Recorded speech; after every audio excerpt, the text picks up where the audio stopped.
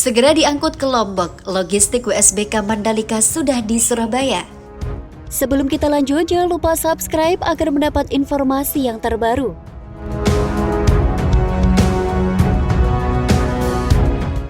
Logistik untuk kejuaraan balap dunia World Superbike Mandalika 2022 mulai berdatangan di Pelabuhan Tanjung Perak, Surabaya, Jawa Timur.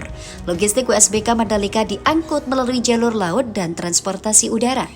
Untuk logistik utama seperti motor pembalap dan spare part akan diangkut menggunakan pesawat kargo melalui Bandara Internasional Lombok. MGPA mengaku sudah melakukan korespondensi dengan Dornasport 2 minggu yang lalu kaitan dengan kedatangan logistik WSBK 2022. Beberapa barang-barang logistik sudah datang ke Indonesia melalui laut. Sudah ada di Tanjung Perak beberapa kontainer. Kata Direktur Utama MGPA, Priyandi Satria dikonfirmasi di Mataram Sabtu 22 Oktober 2022. Pertama, logistik WSBK masih ditaruh di Tanjung Perak. Priyandi mengatakan logistik WSBK yang sudah diangkut melalui jalur laut masih ditaruh di Pelabuhan Tanjung Perak, Surabaya. Pihaknya masih menunggu jumlah logistik dengan jumlah tepat kemudian akan dibawa ke Lombok.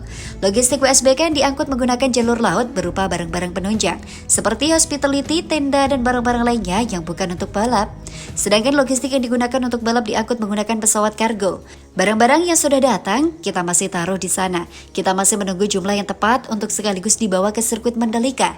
Rencananya akan kita bawa ke sirkuit seminggu sebelum gelaran WSBK, terang Priyandi. Kedua, motor pembalap datang seminggu sebelum WSBK. Priyandi menambahkan, untuk logistik utama atau main cargo yang berisi motor pembalap dan spare part akan tiba di Lombok seminggu sebelum gelaran WSBK. Logistik utama akan diangkut menggunakan pesawat kargo, namun pihaknya belum menerima jadwal kedatangan logistik utama yang akan diangkut pesawat kargo dari Dorna. Detail surat resminya belum dikeluarkan oleh mereka beserta jenis pesawat dan nomor penerbangan, tutur Priyandi.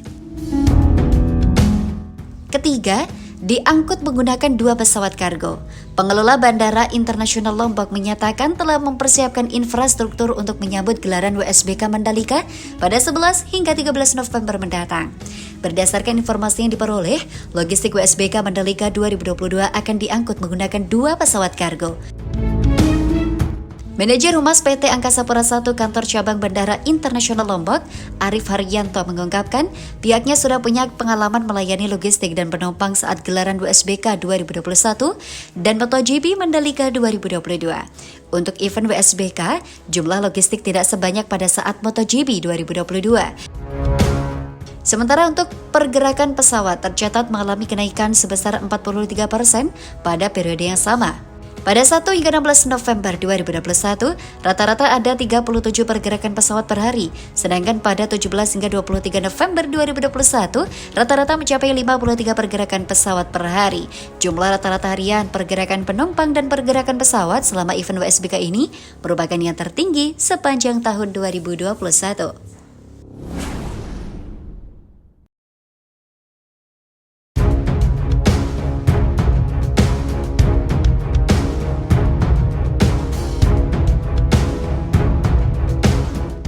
Temui Bos Dorna, Erick Thohir yakin MotoGP Mandalika 2023 lebih siap. Sebelum kita lanjut, jangan lupa subscribe agar mendapat informasi yang terbaru.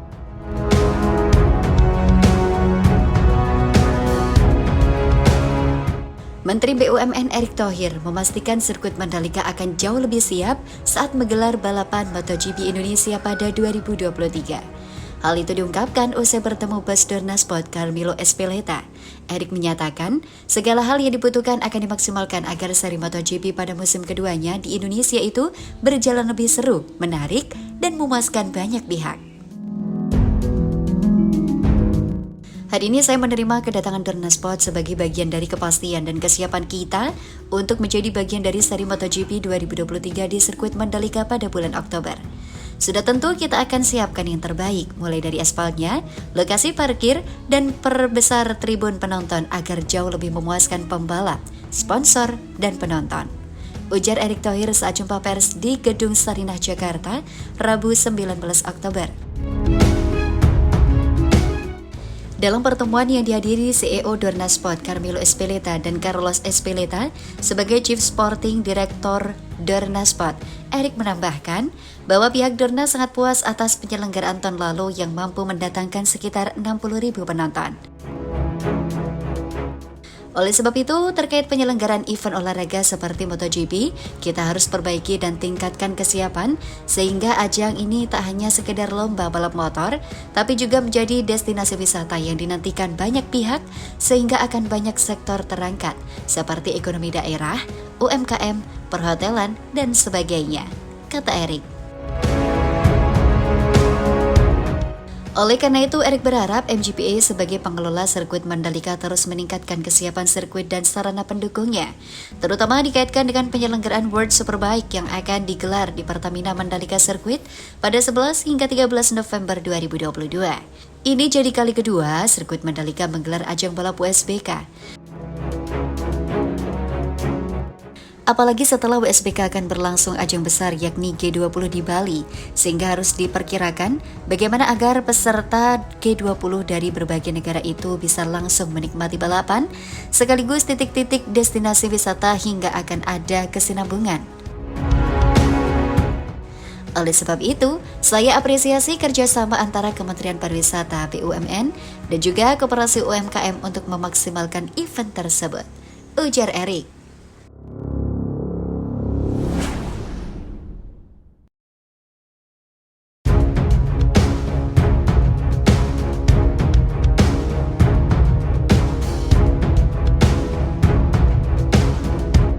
PLN siapkan skema zero downtime untuk WSBK Mandalika 2022. Sebelum kita lanjut, jangan lupa subscribe agar mendapat informasi yang terbaru.